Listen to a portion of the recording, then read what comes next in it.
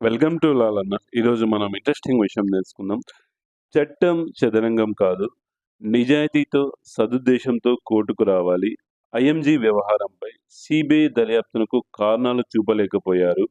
ఇప్పటికే తేల్చిన అంశాలపై రాజకీయ ప్రత్యర్థిని లక్ష్యంగా చేసుకోవడాన్ని అంగీకరించలేం. విజయసాయిరెడ్డి తదితరులు పిటిషన్లు కొట్టివేస్తూ తెలంగాణ హైకోర్టు తీర్పు.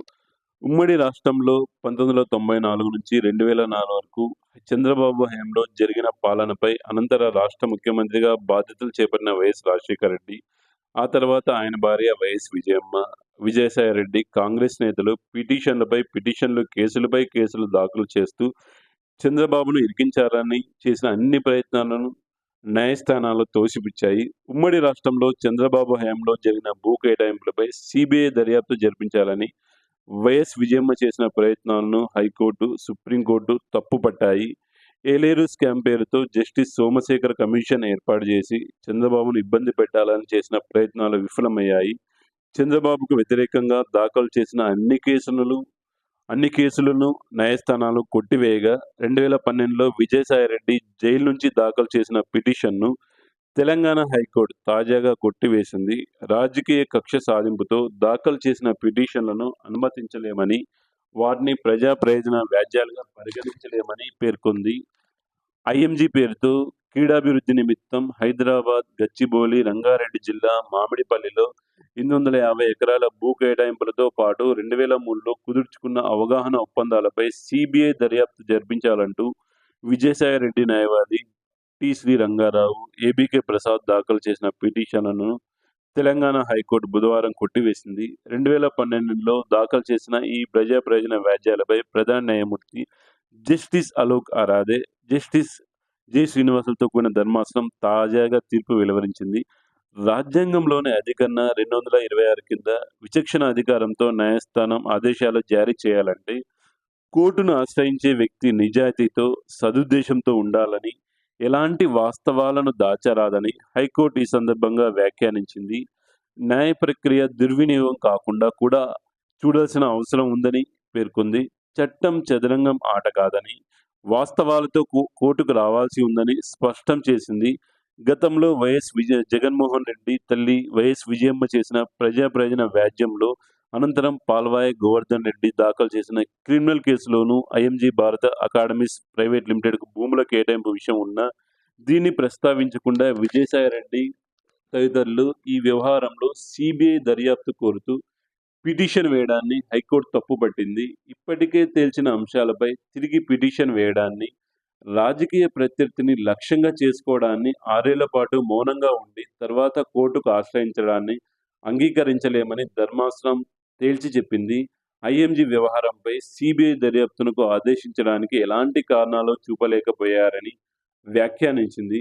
ప్రజా ప్రయోజన వ్యాజ్యం దాఖలు చేసిన వ్యక్తులు పూర్వాపరాలను కూడా పరిశీలించాల్సి ఉందని పేర్కొంది. పిటిషనర్లో ఒకరైన విజయసాయిరెడ్డి వైఎస్ రాజశేఖర రెడ్డి కుటుంబ సలహాదారని, జగన్ ఏర్పాటు చేసిన వైఎస్ఆర్ కాంగ్రెస్ పార్టీ తరఫున రాజ్యసభకు ఎంపిక అయ్యారా అనింది. ఉమ్మడి రాష్ట్ర ముఖ్యమంత్రి చంద్రబాబు జరిపిన భూ కేటాయింపులపై సీబీఐ దర్యాప్తు జరిపించాలంటూ వైఎస్ విజయమ్మ దాఖలు చేసిన పిటిషన్లో ఐఎంజీ వ్యవహారం ఉందని, ఇందులో ఐఎంజీ ఎండీ అహోబిల్ రావు అలియాస్ ఢిల్లీరావు కూడా ప్రతివాదిగా ఉన్నారంది. హైకోర్టుతో పాటు సుప్రీంకోర్టు కూడా విజయమ్మ పిటిషన్లు కొట్టివేశారని ధర్మాసనం పేర్కొంది. అనంతరం పాల్వాయి గోవర్ధన్ రెడ్డి ఏసీబీ కోర్టులో ఫిర్యాదు దాఖలు చేయగా కొట్టివేసిందని, హైకోర్టు కూడా కొట్టివేసిందని పేర్కొంది. ఈ పిటిషన్లో ప్రతివాదిగా ఉన్న అప్పటి మంత్రి రాములకు విజయసాయిరెడ్డి రాజకీయ ప్రత్యర్థిగా ఉన్నారని, ఈ విషయాలన్నీ విజయసాయిరెడ్డికి తెలిసినా వాటిని ప్రస్తావించకుండా సీబీఐ దర్యాప్తు కోరుతూ పిటిషన్ దాఖలు చేశారని వివరించింది. ఐఎంజీ భూముల వ్యవహారం ఒప్పందంపై సీబీఐ దర్యాప్తు చేయడానికి ఎలాంటి కేసు నమోదు చేయడం గానీ, ఫిర్యాదు గానీ లేవని ధర్మాసనం పేర్కొంది. 2006లో సీబీఐ దర్యాప్తు నిమిత్తం రాష్ట్ర ప్రభుత్వం జీవో జారీ చేసిందని, అయితే ప్రాథమిక దర్యాప్తు జరిపిన నివేదిక సమర్పించాలంటూ సీబీఐ 2007లో జనవరిలో ప్రభుత్వానికి లేఖ రాసిందని తెలిపింది. అనంతరం మరో 8 నెలల తర్వాత మరో లేఖ రాసిన రాష్ట్ర ప్రభుత్వం ప్రాథమిక దర్యాప్తు జరిపించి నివేదిక సమర్పించలేదని వెల్లడించింది. అనంతరం అప్పటి ముఖ్యమంత్రి దర్యాప్తు చేపట్టాలంటూ సిబిసిఐడికు ఆదేశాలు జారీ చేసినా దర్యాప్తు చేయలేదంది. దర్యాప్తు ఎందుకు నిర్వహించలేదో ప్రభుత్వం ఎలాంటి కారణాలు చెప్పలేదంది. అందువల్ల సిబిఐ దర్యాప్తునకు ఆదేశించడానికి ఎలాంటి కేసు లేదంటూ పిటిషన్లను తిరస్కరించింది. ఐఎంజీ భూముల వ్యవహారంపై సిబిఐ దర్యాప్తు చేపట్టాలంటూ 2006లో రాష్ట్ర ప్రభుత్వం జీవో జారీ చేసిందని, అయితే పిటిషనర్లు ఈ జీవో భూములు అమలు చేయాలంటూ 2012లో కేంద్ర ప్రభుత్వానికి వినతి పత్రం సమర్పించాలని ధర్మాసనం పేర్కొంది.